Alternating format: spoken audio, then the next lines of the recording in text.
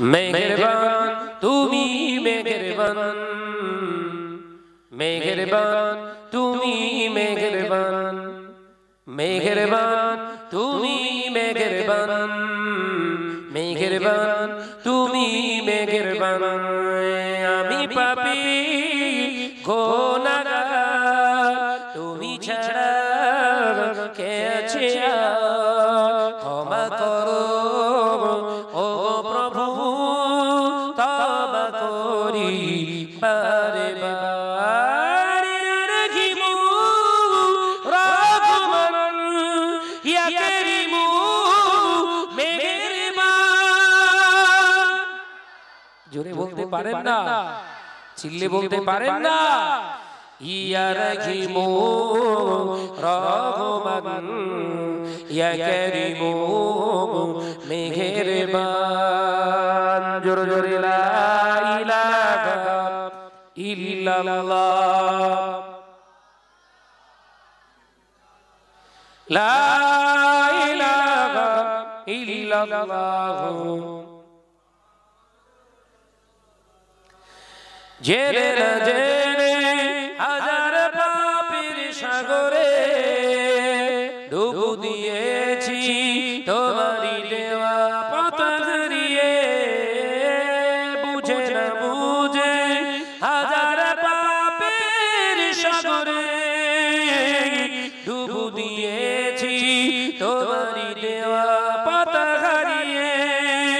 বান্দা তোমার আমি, তুমি অন্তর্যামী, বান্দা তোমার আমি, তুমি অন্তর্যামী। ক্ষমা করে দাও বারে বার। জোরে হবে না? ইয়া রহিমু রহমান ইয়া করিমু মেহেরবান। জোরে জোরে লা ইলাহা ইল্লাল্লাহ, লা ইলাহা ইল্লাল্লাহ। পাহাড় সমান পাপের বোঝা মাথায় নিয়ে চলতে পারি না, ক্ষমা করো রহম দিয়ে। পাহাড় সমান পাপের বোঝা মাথায় নিয়ে চলতে পারি না, ক্ষমা করো রহম দিয়ে। বান্দা তোমার আমি, তুমি অন্তর্যামী, বান্দা তোমার আমি, তুমি অন্তর্যামী। রহম করো বারে বার। জোরে হবে না? ইয়া রহিমু রহমান ইয়া করিমু মেহেরবান, মেহেরবান তুমি মেহেরবান, মেহেরবান তুমি মেহেরবান। আমি পাপী গুনাহগার, তুমি ছাড়া কে আছে ক্ষমা করো ও গো প্রভু, তওবা করি বারে বারে। রহিমু রহমান ইয়া করিমু মেহেরবান, ইয়া রহিমু রহমান ইয়া করিমু মেহেরবান। মেহেরবান তুমি মেহেরবান, মেহেরবান তুমি মেহেরবান। জোরে জোরে লা ইলাহা ইল্লাল্লাহ। আওয়াজ দিয়ে বলি লা ইলাহা ইল্লাল্লাহ। বেঁচে আছি দুনিয়াতে তোমার দয়াতে, থাকো বেঁচে কালো যে তোমার দয়াতে। জোরে হবে না? কার দয়ায় বেঁচে আছি? মোদি অমিত শাহ। তাহলে এনআরসির চিন্তা এত কেন? এ জমিনের মালিক কে? জোরে বলেন, মন খোলাসা করে বলেন। জমিনের মালিক কে? আসমানের মালিক কে? হায়াতের মালিক কে? মউতের মালিক কে? তো মুদির অত ভয় লাগবে কেন? ওই সেই দোগলাপনা, দুটো চরিত্র, আল্লাহকে ছাড়া কারোর ভয় পায় না, অথচ কাগজলে ছুটতেছি, মাথায় ঢোকে না। একটা প্ল্যাটফর্মের উপরে দাঁড়ানো, পার করার দায়িত্ব কার? জোরে বলেন আল্লাহ। বেঁচে আছি আজ দুনিয়াতে তোমার দয়াতে, থাকবো বেঁচে কালো যে তোমার দয়াতে। বান্দা তোমার আমি, তুমি অন্তর জানি, বান্দা তোমার আমি, তুমি অন্তর জানি, রহম করো বারে বাবা। জোরে হবে না নারে তাকবীর। ইয়া রাহিম রহমান, ইয়া করিম মেহেরবান, মেহেরবান তুমি মেহেরবান, মেহেরবান তুমি মেহেরবান। জোরে লা ইলাহা ইল্লাল্লাহ, লা ইলাহা ইল্লাল্লাহ। ও যুবকেরা, আমি আলোচনা করছিলাম কুকুরের দুটো বৈশিষ্ট্যের কথা আমি বলছিলাম। টোটাল কটা হয়েছে? আল্লাহ নবী পাক জবানে জানিয়ে দিয়ে গেলেন, দ্বিতীয় নম্বর কুকুরের ভিতরে স্বভাব দেখবে বাবা, কুকুরটা সারা রাত জেগে জেগে এলাকা কিংবা মনিবের ঘর পাহারা দেয়। রাতের অন্ধকারে হঠাৎ করে যদি চোর দস্যু ডাকাত হাতে বোমা পিস্তল এনে যদি অতর্কিত আক্রমণ করে মনিবের ঘরে, ওই কুকুরটা জানের ভয়ে কিন্তু পালায় না, নিজের জান দিয়ে হলে প্রভুর ইজ্জতকে রক্ষা করার চেষ্টা করে। এ যুবকেরা, আল্লাহর নবী পাক জবানে জানিয়ে দিলেন, আল্লাহর মুত্তাকিন বান্দা যারা হয় তাদের সামনে খোদাদ্রোহী কোনো কথা, খোদা দুশমনী কোনো কাজ যখন হয় জানের পরোয়া করবে না। আল্লাহর ওই নেক বান্দাটা নিজের জান, নিজের ইজ্জত, নিজের স্টেজ, নিজের দাওয়াতকে বলি দিয়ে জবাই করে নিজের জানকে বিসর্জন দিয়ে আল্লাহর ইজ্জত ইসলামের জন্য জানকে বিলিয়ে দেয়। প্রতিবাদ করেন?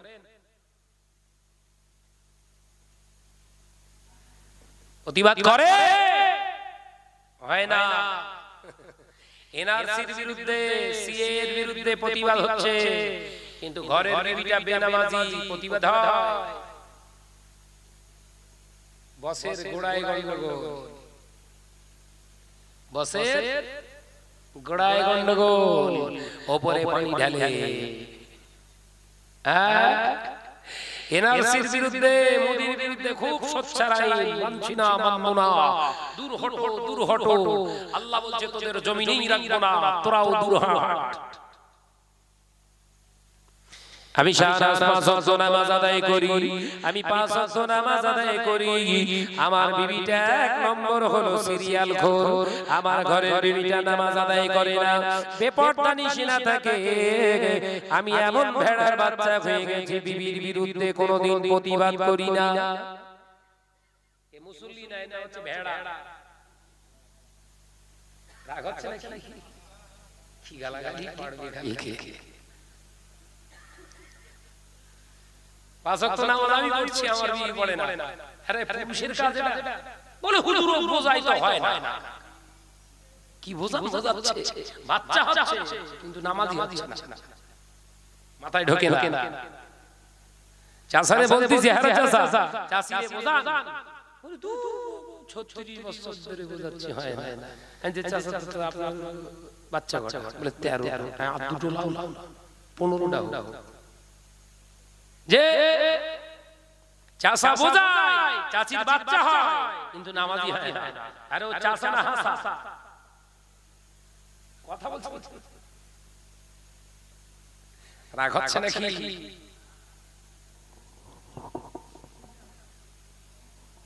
হ্যাঁ,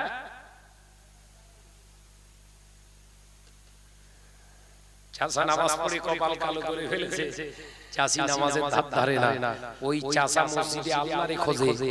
আমার আল্লাহ বলছে, এই কাবা ঘরকে না দিয়ে চলে এলি, কাবা ঘরে খেয়াল করেছিলিস পাথরের ঘরে মোটা কাপড়ের পর্দা লাগানো আছে, গেলাফ গেলাফ গেলাফ, এই হাজী সাহেব কই আছে না? নাই। মোটা গেলাফ লাগানো পাথরের ঘরে, আর তোর বিবি সাদা চামড়াই কেন গেলাফ? তোর হজে বাস পড়বে 100%। রাগ হচ্ছে নাকি? কিচ্ছু করার নেই। দাওয়াত দিয়েছেন কেন? আবার তুলবেন তো তুলেছেন 12টায়, আগুন তো লাগবেই।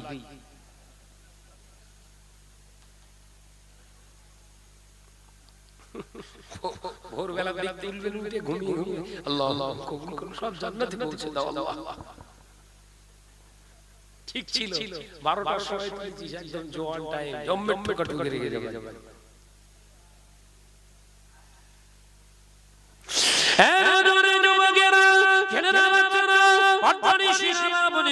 আল্লাহ নবী পাক জবানে জানিয়ে দিয়ে গেলেন যে মুসলমানরা নামাজ আদায় করে, নিজে নামাজ আদায় করলো, মুসল্লি সাজলো, অথচ ঘরের বিবিকে পর্দা নিশিনা করে না, ঘরের বিবিকে নামাজি বানায় না।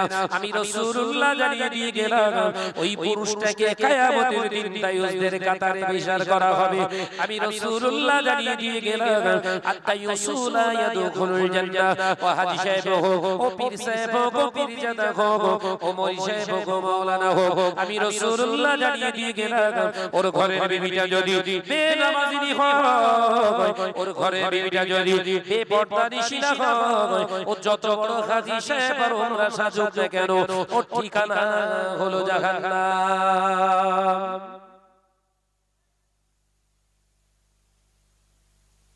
সাবধান হও, ওদের জায়গায় ঘা পড়তেছ না, আর ঠিক থাকবে না। ব্যবসার বেলায় পানি ঢেলতেছে, এমনি তো বকবেই। নামাজের কথা বললি তোর কলেরা হবে। সুস্থ শরীরে যারা নামাজকে কাজা করে, আল্লাহ ওদের সুস্থ শরীরকে অসুস্থ বানিয়ে দেয়। রমজানের চাঁদ উঠলে যত গ্যাস শুরু, এই কথা ঠিক না? হুজুরি বলে এই রমজান মাসে তোরা সিলিন্ডার কিনিস নি, পাইপ কেন আর গ্যাস ভর, এই কথা ঠিক না? জোরে বলেন না। খালি খামাখাই গ্যাস সিলিন্ডার কিনতে যাবি কেন? খালি সিলিন্ডার কিনে ঘরে রাখ।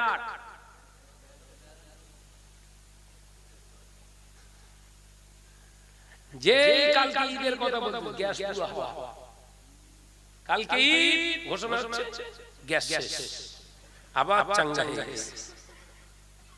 ওর শরীরে আল্লাহ কঠিন ভাইরাস দেবে না তো কাঁপ দেবে। এই রোজা, রোজা নিয়ে শুধু ওয়াজ করব, কোরআন আর হাদিসের ব্যাখ্যা করব, একটা রাত পার হয়ে যাবে। রোজা কেন আমাদের জন্য, কিসের কারণে, কতটা ফজিলত, কতটা স্বাস্থ্যের পক্ষে উপকার, কতটা রাষ্ট্রের প্রতি উপকার, কতটা পারিবারিক তন্ত্রের উপকার, এই ব্যাখ্যা করব, সারা রাত শেষ হয়ে যাবে। কিন্তু ওয়াজ করার তো সময় নেই আমাদের। রোজ কেন হবে রোজা? এই লাইটটা তো জ্বলছে, এই লাইটটা যে জ্বলছে এর কারণ আছে তো, কারণটা বুঝাবি নে। লাইট জ্বলছে বাবা, ভালো হয়ে গেছে, সুবহানাল্লাহ সুবহানাল্লাহ, চক চক টাওয়ার দিয়ে দিয়েছে, হয়ে গেছে। কি বুঝলি? লাইট কিসের সাহায্যে জ্বলছে? ওর যদি জ্ঞান না থাকে, দুদিন দেখলো হ্যাঁ লাইটটা জ্বলছে, তাহলে আমার চোখও জ্বল জ্বল। কথা বুঝতে পেরেছেন? লাইট যখন জ্বলছে তাহলে আমার চোখও বোধহয় জ্বলবে। এক কাজ করি, জ্যাকেট ভিতরে দুটো আঙুল গুঁজে দিই। এরা চোখ জ্বলবে না বডি জ্বলবে? জোরে বল। হ্যাঁ হ্যাঁ, ওই অজ্ঞানের ওয়াজ হচ্ছে এইরকম। সুবহানাল্লাহ, ওরে চলতেছে 400 ভোল্টে, ওতে হাত দিসলে সুবহানাল্লাহ বল, ওতে হাত দিসলে কারেন্ট। This is power.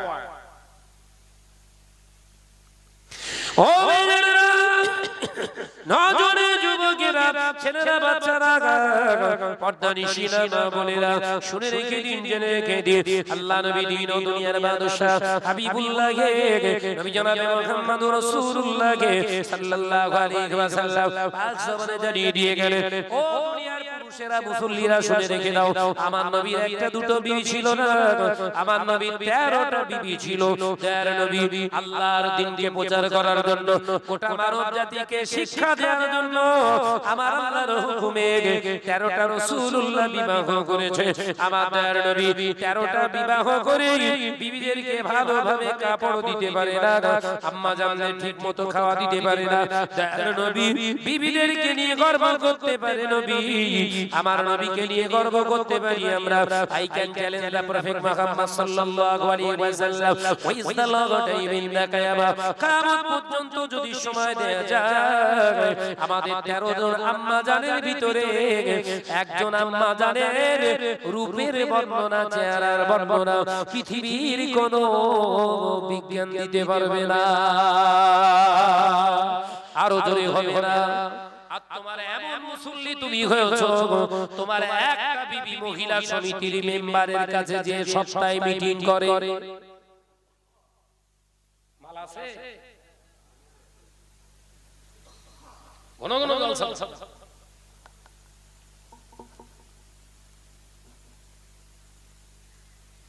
নবী 13 জন বিবি, আমাদের 13 জন আম্মা জান। কতজন?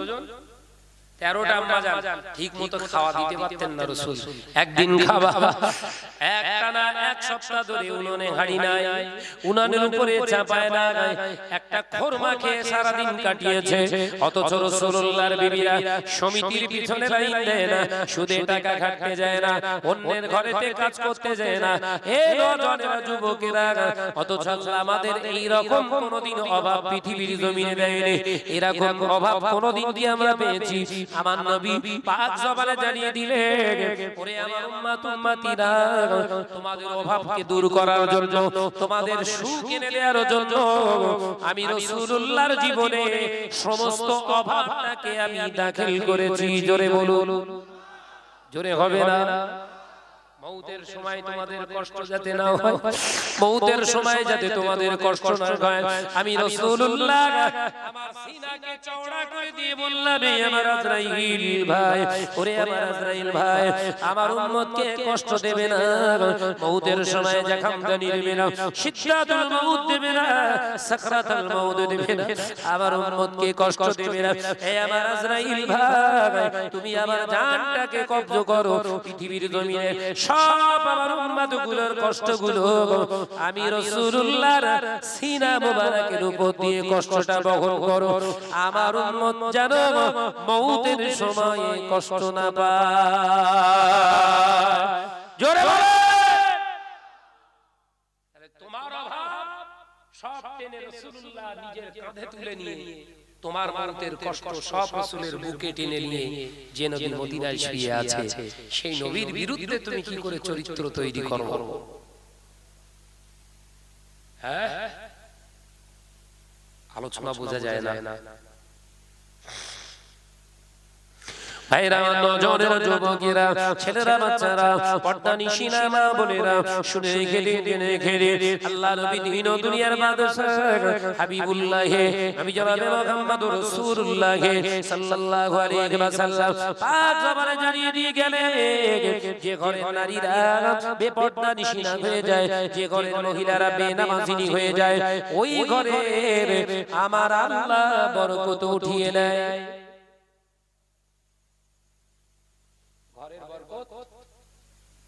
উঠিয়ে নেয় কখন? যে ঘরের মহিলারা বেপরদানিশী না হয়, বেনামাজিনী হয়, ওই নারীদের ওসিলায় আল্লাহ ওই ঘরের বরকত উঠিয়ে নিয়ে ওই ঘরে যত রকমের আল্লাহ পাক বিপদ আল্লাহ নাযিল করতে থাকে। মা বোনেরা, স্বামীর যদি ভালাই চাও, সংসারের যদি ভালোই চাও, তাহলে তোমাদের দুটো কাজ অবশ্যই করা লাগবে, পর্দানিশী না হও আর নামাজি হও। কথা ঠিক না বল? জোরে বলে। আর যদি বলো স্বামী স্ত্রীর ভিতরে ঝগড়া বিবাদটাকে মেটাবো, তাহলে আমার রাসূলুল্লাহ সুন্নাত অনুযায়ী তোমার জীবন চালাও। কথা বুঝেছেন? স্বামী স্ত্রীর ভিতরে অশান্তি হলে চুপ করে চলে যায় হুজুরের কাছে, ইমাম সাহেবের কাছে, মাওলানা সাহেবের কাছে। হুজুর একটা কড়া দেখে তাবিজ দেন, তাবিজের নাম রেখেছে আবার কড়া। আমার কাছে একজন এসে বলছে, হুজুর একটা কড়া করে তাবিজ দেন। ভাই আমার কাছে কড়া টড়া নেই, যা আছে সব হাড়ি। চল চল চল চল, কি বলবো, কথা দুধ দেখে বলতে হচ্ছে। তাবিজের নাম রেখেছে আবার কড়া, দুয়াই এরকম কড়া। হুজুর হুজুর কড়া করে দোয়া করবে। কড়া কি দোয়া করব, আমার কাছে সব হাড়ি, চলবে?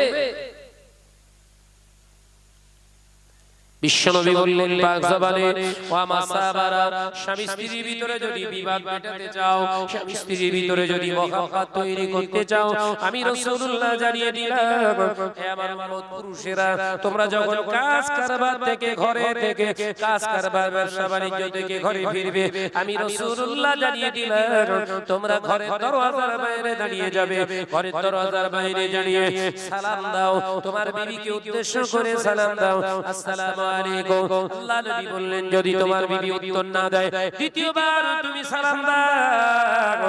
যদি তোমার বিবি উত্তর না দেয়, তুমি তৃতীয়বার সালাম দাও। তৃতীয়বার সালাম দেওয়ার পরে যদি কোনো সাড়া শব্দ না পাও, তোমার বিবিকে তুমি নাম ধরে ডেকো, উচ্চ আওয়াজ করে ডাকো।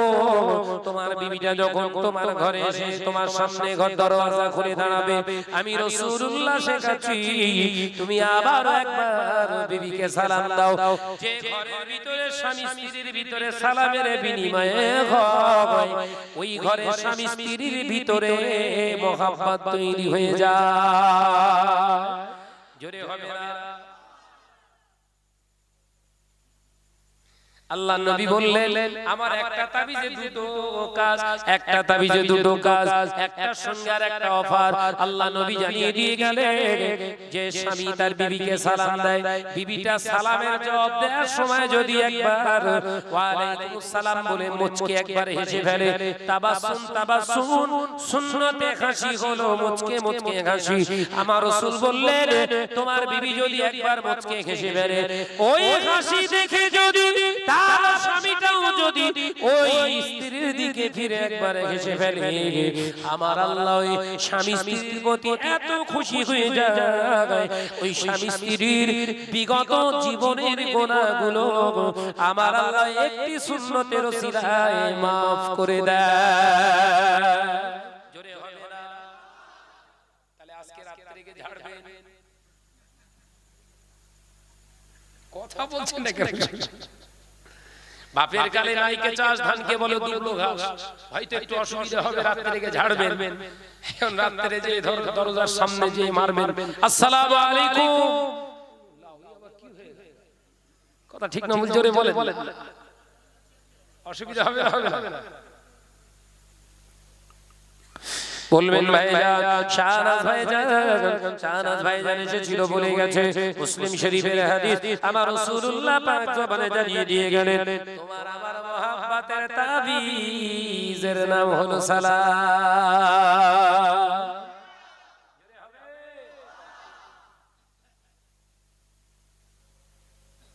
আমাদের সালাম সম্পর্ক আলাদা। কাজ কারবার ব্যবসা বাণিজ্য থেকে এসে সালাম দিচ্ছে ঘরে ঘরে, কুকুর ঘরে। এই কথা ঠিক না? জোরে বলেন না। আমাদের সালামের জন্য ৩-৪ বার ডাকার কারণে মাথা পুরো হ্যাং, হাত মাথা গুটিয়ে রেডি, দরজা খুলবে অমনি তবলায় ঘুষি। বিশ্বনবী বললেন তোমরা ঘরে ঢোকার আগে সালাম দাও, সালাম। আর সালামের জবাব দেওয়ার সময় মহিলাদের দায়িত্ব, ভাবিদের দায়িত্ব, মায়েদের দায়িত্ব, বোনেদের দায়িত্ব, ভাইয়ের দিকে ফিরে একবার হাসা। কেরাম হাসি? ওই শেয়াল দৌড়ানো হাসি। রাত 12টার সময় ভাই একটা কি শুয়ে কথা বলেছে ভাবির সঙ্গে, আর ঠিক সেই সময় শেয়াল খোল্লার কাছে এসে দাঁড়িয়েছে, হাতা হাতা মারবে, ডোব বলে তো, মুরগি ধরবে। আর ওই সময় ভাবি ভাইয়ের একটা কি কথা শুনে হেসে উঠে, শেয়াল ছুট, ওরে বাবা আমার থেকে বড় জানোয়ার ভেতরে রয়েছে বোধহয়। রাসূল কাকাতুন হারামা, যে হাসিতে শব্দ হয় ওই হাসিটা হলো হারাম। খেয়াল থাকবে তো, হাসিতে শব্দ হবে না। গাল ফাঁক করেও হাসতে পারো, দাঁত বার করেও হাসতে পারো, কিন্তু শব্দ হলে চলবে না। কাকাতুন হারামা, যে হাসিতে শব্দ হয় ওই হাসিটা হলো হারাম। খেয়াল থাকবে, ঘরে বিবিদের শেখাবে। ভাইরা আমার, নজরের যুবকেরা, ছেলেরা, বাচ্চারা আলোচনা অন্যদিকে ঘুরে গেল। এ নজরের যুবকেরা, ঘরের বিবিরা যদি নামাজি না হয়, স্বামীর কর্তব্য হলো তাকে নামাজি বানানো। আল্লাহ নবী পাক জবানে জানিয়ে দিয়ে গেলেন, শুধু স্বামী নামাজি হয়েছে, স্ত্রী নামাজ আদায় করে না, কিয়ামতের দিন ওই স্বামীর বিরুদ্ধে স্ত্রী প্রথম অভিযোগ তুলবে, আল্লাহ তোমার বান্দা ফজরের নামাজ আদায় করতে উঠে যেত আমার পাশ থেকে, কোনদিন হাত দূরে বিছানার উপরে আমাকে তুলে দিয়ে যেত না। এই জমিনার মা, সকিনার মা ও নামাজ আদায় করে নে, কোনদিন এই রকম কথা আমায় বলে না। আমার আল্লাহ বলবেন, তোর হুজুরগিরি জম্মের মতো ঘোচাবো। এই ফেরেশতা ধর, এই হুজুরের টিকি ধর, আর জাহান্নামায় নিয়ে চলে যা। যে বিবি তো আর বলে তুমি আমার জান, কলকে ফেফসা পরান চুম চুম চুম করে চুমু দেয়, আর বলে তুমি আমার জান, তুমি আমার কলকে, তুমি আমার এই সেই খুব হচ্ছে, যে সব ধান্দা। হ্যাঁ ছেলেরা, ও তো চাই এইটার কারণে, এইটা দেওয়া বন্ধ কর, নতুন শাড়ি বন্ধ কর, ভালো খাওয়া বন্ধ কর, পশ্চিম দিক দিয়ে জানালা দেখবেন কোন দিন ভেঙে পালিয়ে।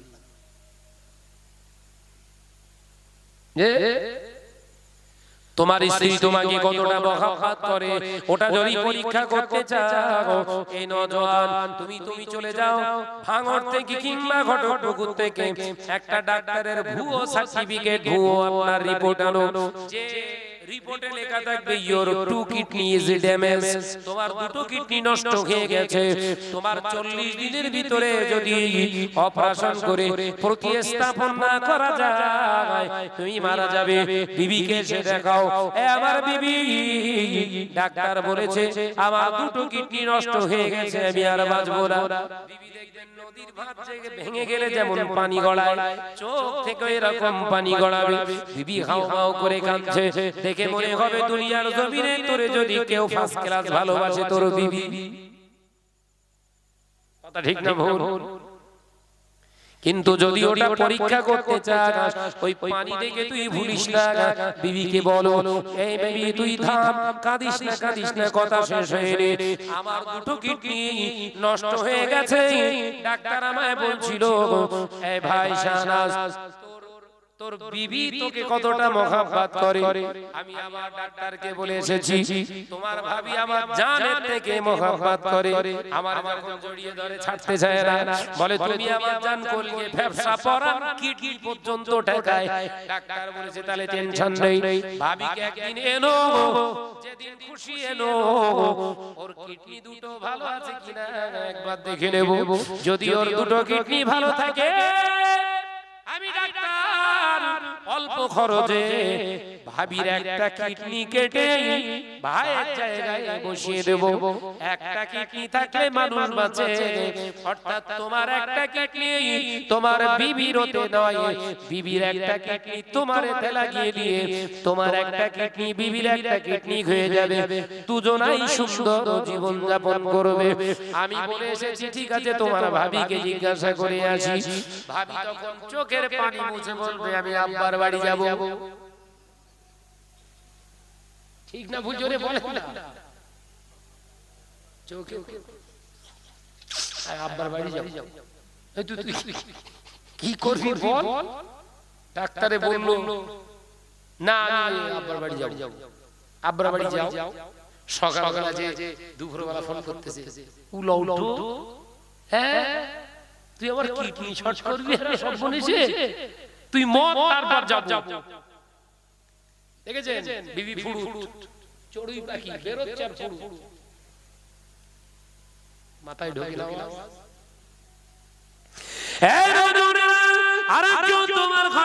তোমার ঘরে একজন মহিলা থাকে, তাকে খেতে দাও না, মা বলে ডাকো না। 2 বছর বিবির কথা শুনে যে মাকে কষ্ট দিয়েছো খেতে দাও নি, মা বলে ডাকো না। ওই মা জনম দুঃখিনী মায়ের কাছে যে ওই একই রিপোর্ট নিয়ে গিয়ে হাজির হও, মা ও জনম দুঃখিনী মা আমার দুটো কিডনি নষ্ট হয়ে গেছে, আমার দুটো কিডনি নষ্ট হয়ে গেছে, ডাক্তার বলেছে আমি আর বাঁচবো না। মা মুখের উপরে হাত চাপা দিয়ে বলে বাপ ওইরকম কথা বলিস না, 2 বছর ধরে আমায় মা বলে ডাকিসনি, 2 বছর ধরে খেতে দিসনি, আমি মা বুকে পাশান করে সব কষ্ট সহ্য করেছি, আজকে তুই যখন আমাকে মা বলে ডেকেছিস আমার সব কষ্টটা দূর হয়ে গেছে।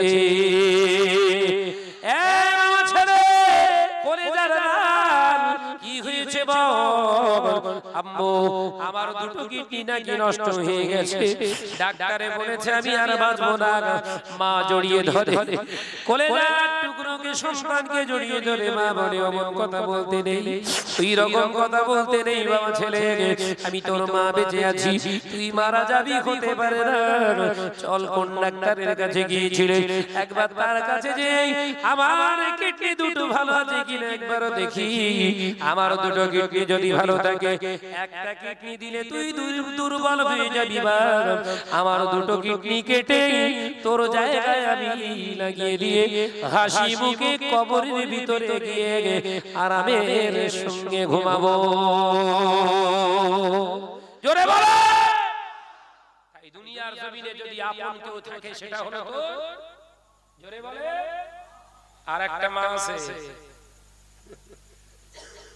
বলে দিয়ে যায় হচ্ছে যখন খোলাসা হবে, আর একটা মা আছে তার নাম হচ্ছে শাশুড়ি মা। কথা ভাবতে হলো, কবার জাম মারতে হলো, শাশুড়ি মা। 3 ধাপ মারার পরে তারপরে মা, 3 বার লাফাতে হবে। বাংলা সাহিত্যের ভাষা হলো শব্দের অর্থ হলো যাকে বাদশাহিত্য দেয়া হবে, তার মানে শাশুড়ির মেয়ে আমার বউ, শাশুড়ির মেয়ে আমার বউ। শাশুড়ি বলতে চায় আমি তোর মা তখনই হব, আমার মেয়েকে তোর সংসারের বাদশাহিত্য দেয়া লাগবে। তার মানে আমার মেয়ে যে সুরে কথা বলবে, ও যদি পায়খানাকে বলে বাটার সন্দেশ বলতে হবে, হ্যাঁ ওটা বাটারি সন্দেশ। আমার মেয়ে যদি বলে, আমার মেয়ে যদি বলে 5000 টাকার শাড়ি লাগবে, তোর গাধার মতো ঘাড় দেখিয়ে বলতে দেবো, অসুবিধে নেই। তাহলে আমি তোর মা, প্রথম তোর বাদশাহিত্য সংসারের সব দায়িত্ব আমার মেয়ের উপরে থাকবে, এবং আমার মেয়ে যে সুরে কথা বলবে তোকে সেই সুরে কথা বলতে হবে, তারপরে হব আমি তোর মা। অর্থাৎ তোমাকে ধরতে গেলে 3 বার ধাপ মারতে হবে। কিন্তু আপনার আমার ঘরে যে মাটা আছে, যাকে বইয়ের কথা শুনে মা বলে ডাকুনি, ওই মায়ের আগে কিছু নেই, পরে কিছু নেই 10 মাস 10 দিন রেখেছিল কোনদিন ভাবিনি আমার কোলে কাটা সন্তানটা আমাকে আঘাত দিতে পারে মেরে ফেলি ওষুধকে অপারেশন করে নষ্ট করে দিই মা ভাবে না মা বরঞ্চ সারা রাত দেখেছি বিবির পেটে সন্তান থাকলে সারা রাত না ঘুমিয়ে সন্তানের যাতে কষ্ট না হয় সোজা হয়ে শুইতে পারে না বিবি মাগুলা সোজা হয়ে শুইতে পারে না বেকা হয়ে শুই আবার যখন সন্তান লড়ে ওঠে মায়ের ঘুমটা ভেঙে যায় উঠে বসে থাকে বিবিরে কই বিবি তুমি কেন বসে যাও বলে ও তুমি বুঝবে না আমার সোনা এখনো ঘুমায় না আমি মা কো কি করে ঘুমাবো জোরে হবে না ওই মা তোমার মুখে চামড়া কেটে যদি মায়ের দুটো চামড়ার জুতা বানিয়ে দাও তবু এক ফোঁটা মায়ের দুধের ঋণ শোধ করতে পারবে না জোরে বলে সেই মায়ের সঙ্গে বেয়াদবি করো আর হুজুরের হাতে নজর ধরাও তোমার হাতে ক্যান্সার হবে তোমার হাতে ক্যান্সার